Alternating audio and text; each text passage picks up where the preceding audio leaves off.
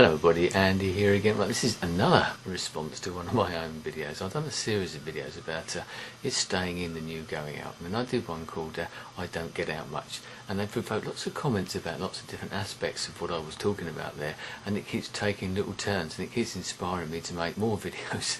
I've got this one here and I've got another one that I'm thinking about doing as well. But one of these sort of aspects that came up about was the future and what we're going to do with the future, because so many people nowadays don't go out. You know, we say talking about staying in, there's so much to keep us indoors, whether it be the internet, whether it be gaming, TV channels, etc, etc, and people just don't go out anymore. I like to, as you probably know from the sort of scenic vlogs and all those sort of things, the walks and that I do, try to get out onto the beach, try and get a bit of sunshine on your face, the wind in your hair or what's left of it, you know, get out there and actually experience it. But so many other people nowadays don't do that anymore. I don't know why that is, but I do find a lot of, especially the younger people, just don't seem to have that interest in getting out and about, going out for a walk, experiencing the wide open spaces that we've got, hopefully still around where you are, even just getting out into the fresh air and taking a bit of exercise, etc.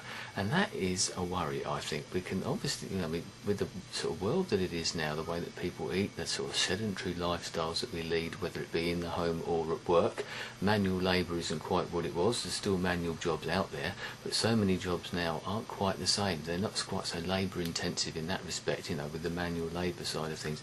So we don't get that sort of natural exercise. We don't tend to walk to work anymore. We don't tend to cycle to work anymore. Some people do, I know, but they're more the exceptions than the rule, I think. So many people jump on the bus, which is great, or they jump in their car and they drive from A to B, even short distances. We don't even get outside to do exercise for short little distances. I can quote examples of the sort of the town centre from where I am is sort of a 10-minute walk from here. It's only literally a couple of miles away, if that. But so many people drive into the town. Now, personally, I find it's quicker to actually walk into the town, and I get the added bonus of walking along the seafront and looking at the sea and experiencing that. But other people, they think you're mad doing that sort of thing. So I think we're sort of it's that sort of ticking time bomb of all that sort of sedentary lifestyle. We've seen levels of obesity go up in the world generally. I know it's not just in this country or in America where it's widely quoted. It's happening in the Far East, in those emerging sort of markets and nations over there in the Far East, in China and India. They're starting to eat better, in inverted commas maybe, and that's going to have an impact over there. We've seen levels of sort of diabetes sort of gradually getting higher and higher, which is another consequence of the way that people eat. Nations get sort of more prosperous and people get richer, I suppose, and change their lifestyles.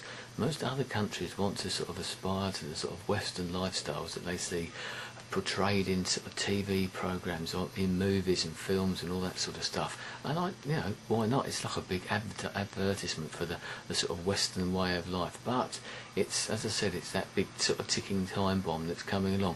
The part that worries me as much as anything, that's very worrying, and the implications of health and all that sort of thing that's going to come down to us in the future, and the health of people generally, apart from the sort of stresses and strains on our various health society, you know, our health organisations and that we're building up for the future, is who's going to look after all of those wide open spaces that we've got. I had a sort of a little conversation with people about this on the video, and that's something that does concern me. I love the sort of wide open spaces. I love to get out there, and there's plenty more that I'd like to visit, and you've probably got a place like that, and hopefully you have got a place like that you sort of value, you treasure.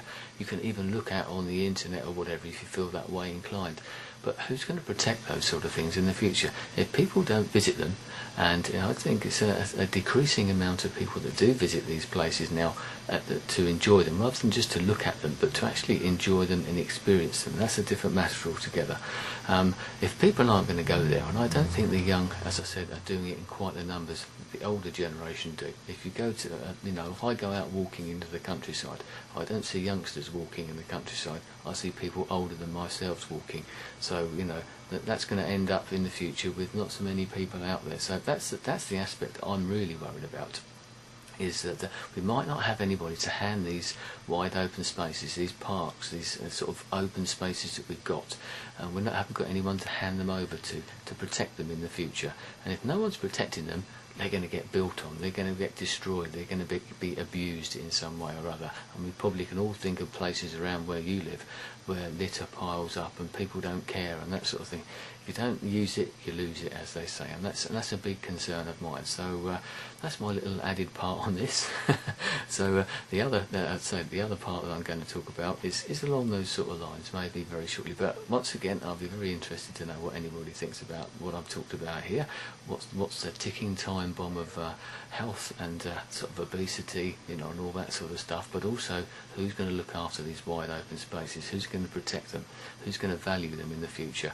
Anyway, as always, your comments and that, which have been absolutely great. I think this whole sort of debate has opened up other debates and has got people involved and got people thinking, which is what I like to do. So anyway, thanks for your time. I'll speak to you again soon. Goodbye.